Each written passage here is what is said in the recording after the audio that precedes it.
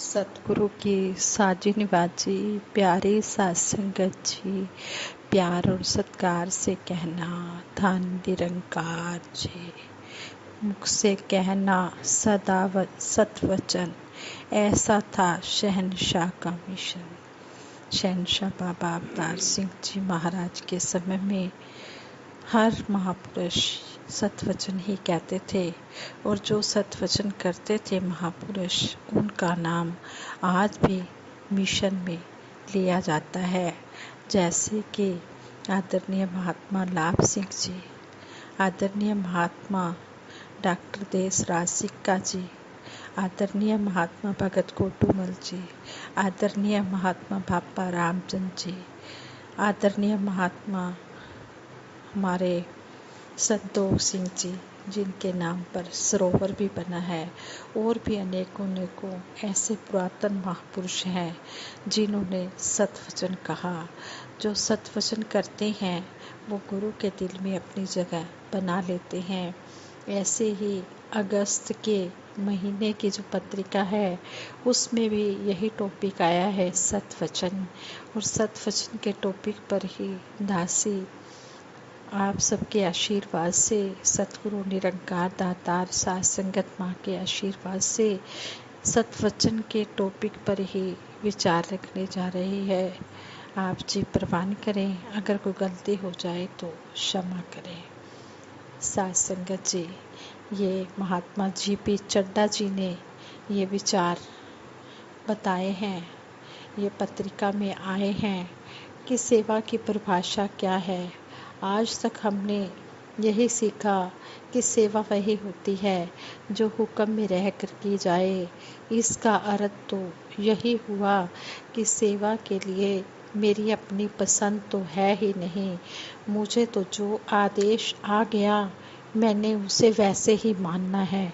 सतवचन की बात करें तो इसका भाव भी यही है कि जो भी सतगुरु का आदेश आए उसे बिना किसी किंतु परंतु के मान लिया जाए। इसलिए ये महात्मा समझा रहे हैं, कह रहे हैं, इसलिए दास को तो यही समझ आया कि सेवा तो सतवचन के बिना हो ही नहीं सकती। एक बार निरंकारी बाबा हरदेव सिंह जी महाराज दूर देशों की कल्याण यात्रा पर थे। एक स्थान पर गुरुदेव एक ऐसी बिल्डिंग में थे जिसका आकार गोलाकार था। सेवा दल के महात्माओं को सेवा पूरे रूप में पूरे गोले में खड़ा किया गया था। बाबा जी उस गोलाकार क्षेत्र में सैर कर रहे थे, लेकिन बाबा जी पूरा चक्कर ना लेते हुए बीच में से ही वापस आ जाते। एक सेवादार गोलाकार बिल्डिंग की दूसरी तरफ खड़ा था, जिधर बाबा जी नहीं जा रहे थे। उनकी धर्म पत्नी सेवादार महात्मा के पास गई और कहने लगे कि बाबा जी इधर तो आ नहीं रहे, तो आप यहाँ से आगे आ जाओ जहाँ तक बाबा जी सैर कर रहे हैं। ऐसा करने से सेवा भी होती रहेगी और दर्शन भी हो जाएंगे। सेवादार महात्मा बोले कि मुझे अधिकारी महात्मा ने यहीं खड़े रहने का आदेश दिया है और मैंने सतवचन करके अपनी सेवा निभानी है। बहन वापस चली गई। अगले ही चक्कर में सतगुरु बाबा जी उस गोलाकार क्षेत्र से आगे बढ़ गए और उस सेवादार महात्मा के पास जाकर कहते हैं, दान निरंकार जी, आप कैसे हैं? सेवा करते समय विवेक, विनम्रता और मर्यादा पूर्वक अपना भाव समर्पित करें, इस भाव के साथ कि अब जो भी आदेश आएगा वो स्वीकार होगा।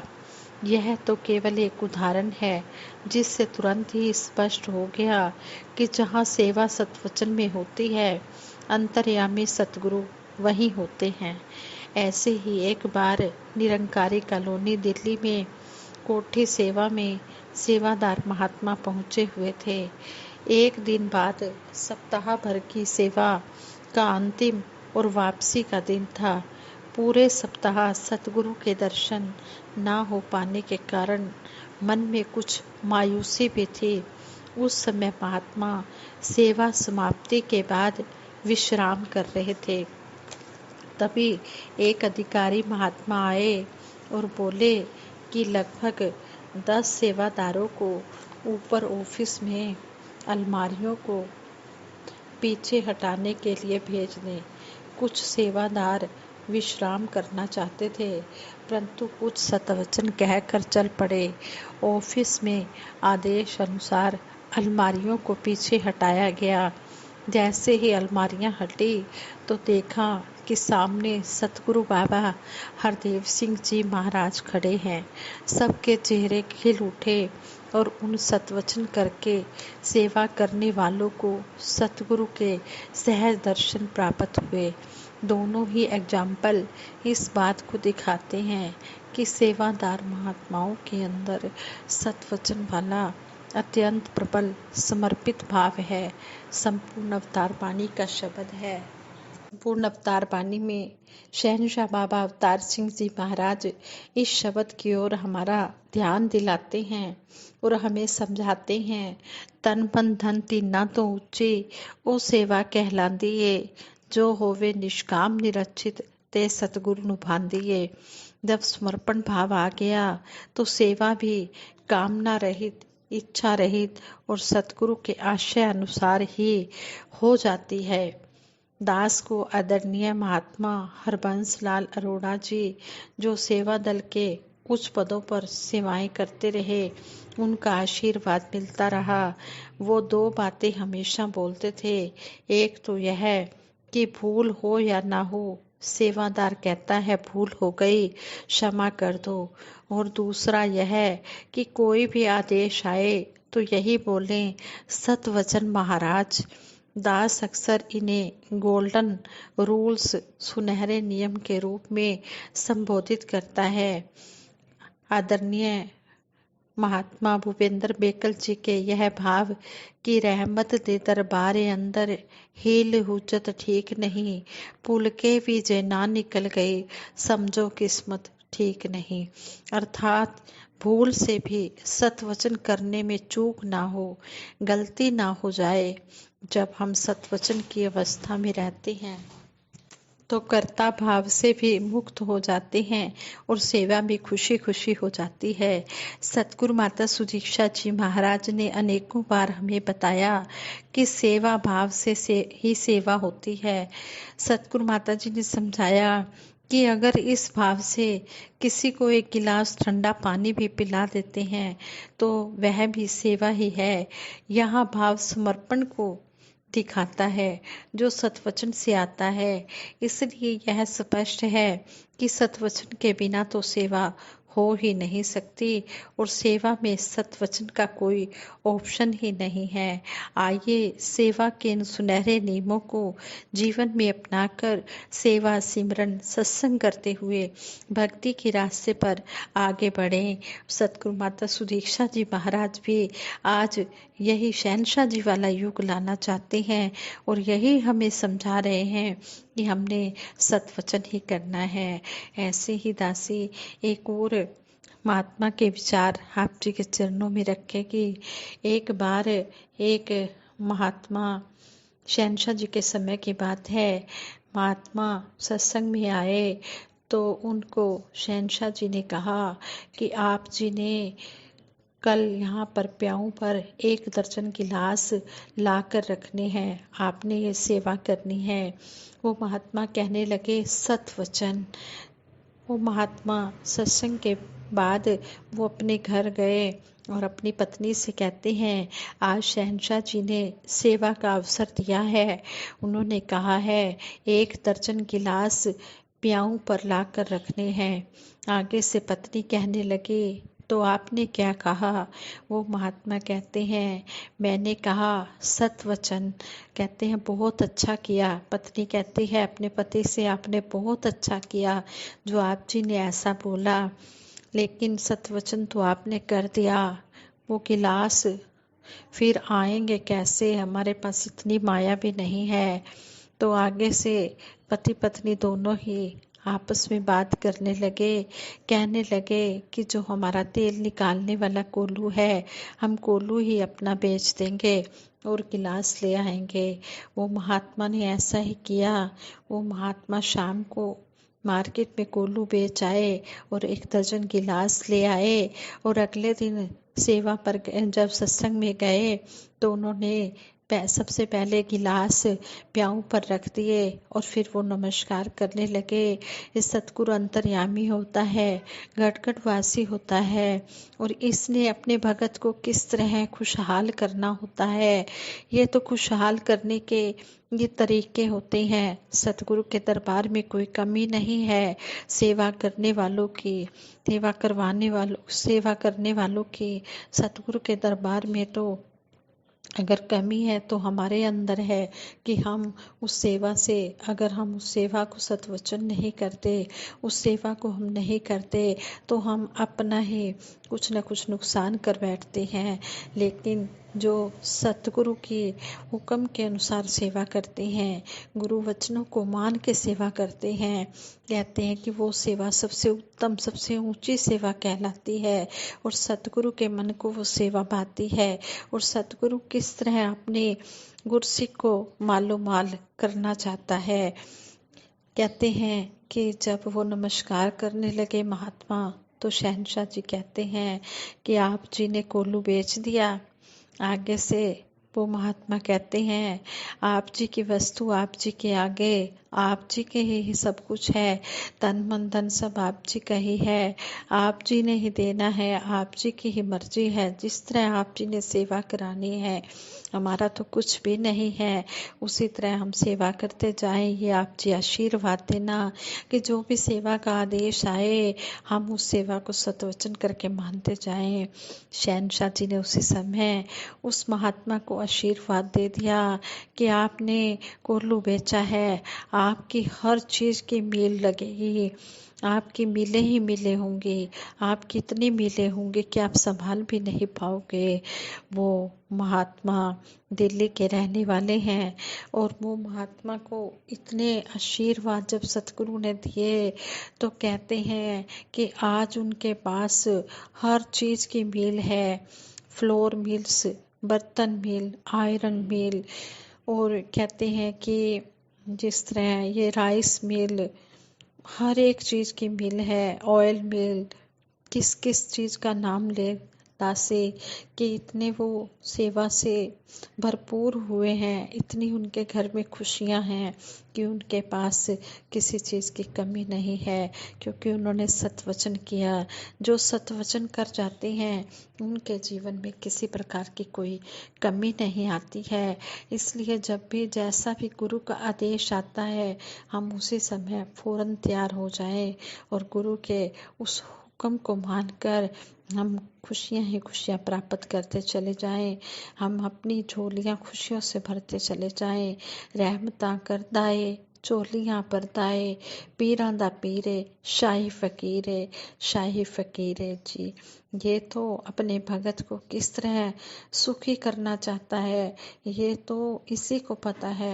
ये दाता है, हम मंगते हैं, तैथों ही मंगा दाता, हथ किधरे ना फैलावा, कर मेहर मेरे दाता, तेरा नाम ना भुलावा, सुहासां दे मनके तैनू सिमरती जावा। हर श्वास में आप जी का सिमरन होता रहे। जो आप जी ने हमें ये निरंकार दिखाया है, हम हर समय इस निरंकार के दर्शन करते रहें, इसका हम सिमरन करते रहें, और सेवा सिमरन सत्संग के रंग में रंगे रहें। सत्वचन और संग का प्रभाव। यदि जीवन में गुरु का होना जरूरी है, तो गुरु के वचनों पर सत्वचन करना भी उतना ही जरूरी है। एक स्टूडेंट भी जब टीचर की बात पर सत्वचन करके आगे बढ़ता है, तो वह अपनी मंजिल को पा लेता है।